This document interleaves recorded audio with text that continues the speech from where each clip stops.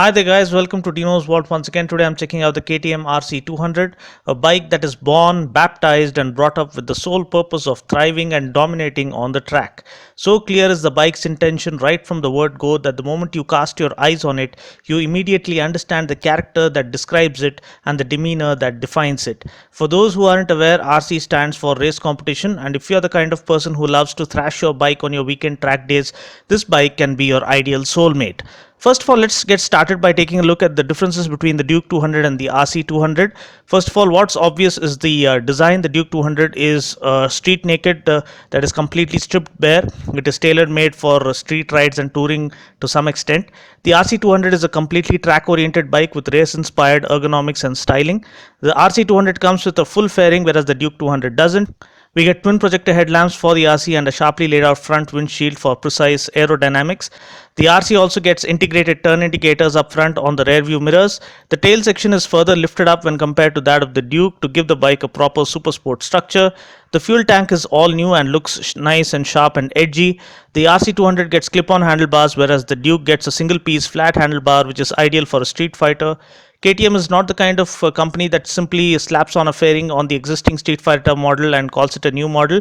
The trellis frame on the RC200 gets reworked geometry. We also get a steeper steering head and shorter wheelbase, thereby making sure it is a proper track machine. KTM's dominance in the Moto3 segment of the MotoGP is a testament to the fact that KTM is fast emerging as a superpower across the world when it comes to making hardcore race machines. Both the RC and the Duke get identical engines and put out the same power and torque figures. Both the bikes come with a 6-speed gearbox. When compared to the Duke, the seat height for the RC is increased by 24 millimeters. Dry weight of the RC is up by nearly 20 kgs. Fuel tank capacity is down by nearly 1 liter for the RC. The seat on the RC is slightly harder when compared to that of the Duke. Front suspension travel is reduced by 25 millimeters for the RC. Even the steering head angle has been increased by 1.5 degrees and the ground clearance has been increased by 8.5 mm. Now, though at the first glance both the RC200 and the RC390 look absolutely identical, there are some differences among these two twins as well. First and obvious thing, of course, is the more powerful and higher engine capacity for the RC390. The RC390 also gets ABS, whereas the RC200, especially the Indian model, doesn't get ABS even as an option. Seat height for the 390 is further lowered by 4 millimeters when compared to that of the 200.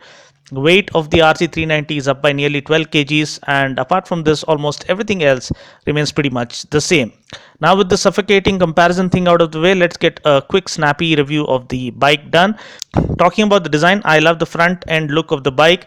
The dual projectors look nice and powerful.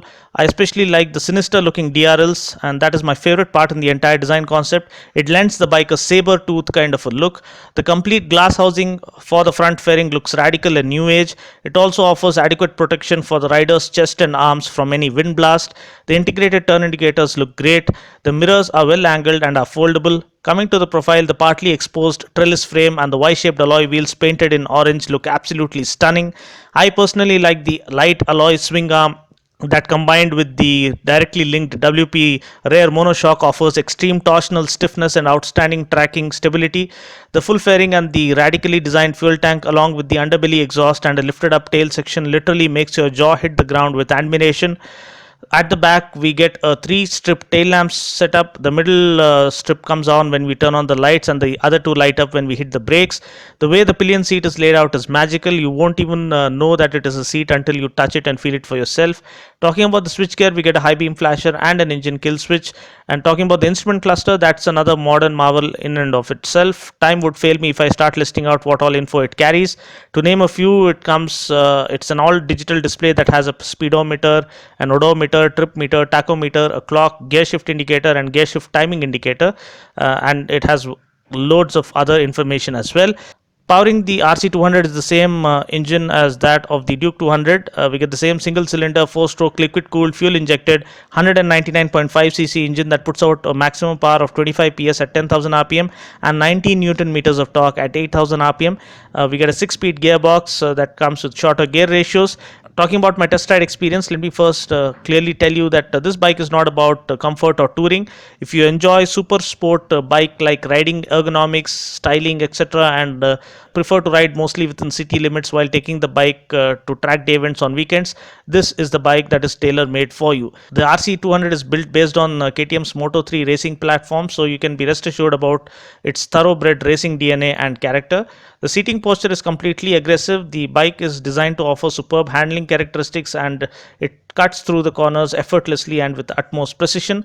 Talking about the suspension setup, we get 43 upside down forks from WP up front that are similar to those found on their flagship RC8R, and we get the regular monoshock at the rear. The suspension is on the stiffer side to offer unmatched performance on the track. Talking about the brakes, we get a 280 disc with 4 piston caliper up front and a 230 disc with single piston caliper at the rear. Braking is decent enough, but I hope KTM offer ABS at least as an option in the future for the Indian model. Talking about the wheels and tires, we get 17-inch wheels with 110 by 70 front tire and 150 by 60 rear tire. Ground clearance is 178.5 mm. Seat height is 834 mm. Fuel tank capacity is 9.5 liters. And please note that the specs I just listed out are for the Indian model, and some specs may vary according to the model released in respective countries. So there's no official mileage claim. This bike is not at all about mileage. But still, you can expect around 30 kmpl is what I feel. Price ex showroom Hyderabad is for the RC200 is rupees 1,71,380. So that's pretty much it. I just hope you found this video useful. Until next time, this is Dino saying ciao. Take care, God bless, and ride safe.